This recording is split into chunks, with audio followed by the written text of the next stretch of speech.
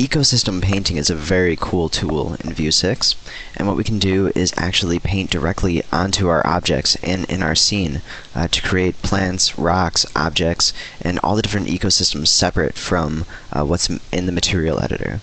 So I'm going to go ahead and just load in a standard terrain right now. Zoom out. And now all the painting actually has to be done within the top view. So make sure we're lined up in the top viewport. We're going to go up here to Paint Ecosystem. And just left click on that. And now, right now, we get an X when we move the cursor over the top view because we cannot paint anything because we don't have anything in our ecosystem population. So we're going to click Add.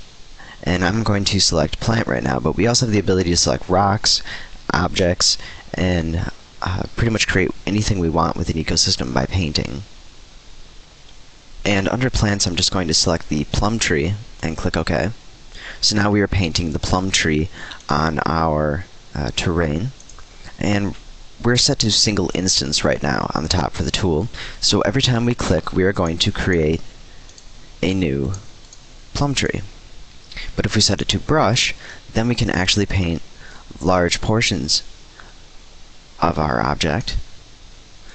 And we can come over here and paint a little on the side. And let's also take a look at our display options up at the top, where we can set full quality near camera.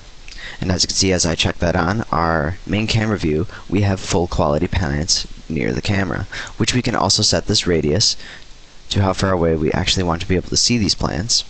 And then, of course, what the other plants are. The ones that are far away from the camera, do we want them to be, right now, they're billboard, they're just instances, or we can make those smooth shaded, so full quality, and then also flat shaded, wireframe, filled box, wireframe box, and then, of course, billboard, and then even none. So it's a pretty neat viewing tool we have in here. We can also adjust our brush radius, brush flow, and scale. And if you're using a tablet, like a Wacom tablet, you can select to drive with pressure. So the more you press down on the tip of your pen onto the tablet, you can either increase the flow, the scale, or the radius. And if you are using a Wacom tablet, to make sure that you have the Wacom control panel open in order for this to work, because otherwise it will not.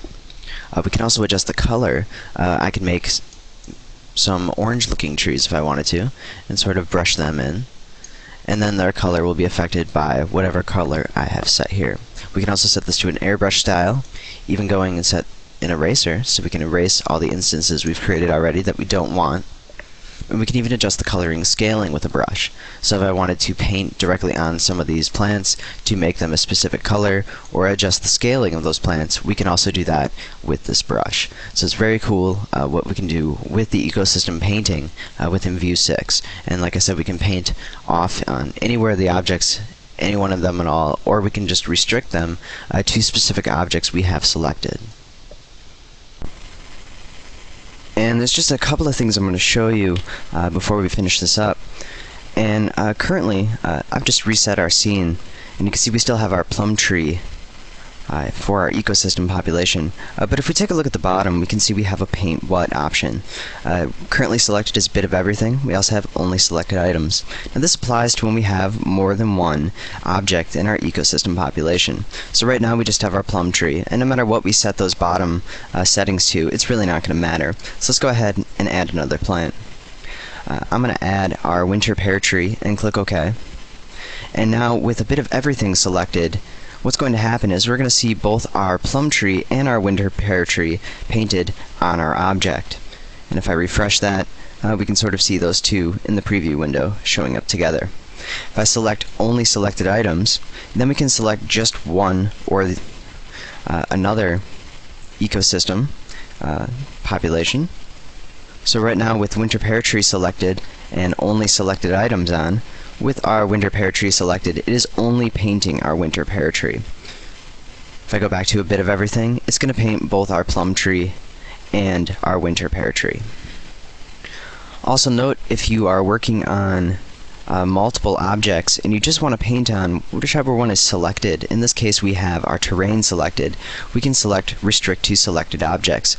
So now if I'm painting along our side, we see that it does not paint on our infinite plane and just on our selected terrain. If I turn that off, we can paint back on our infinite plane.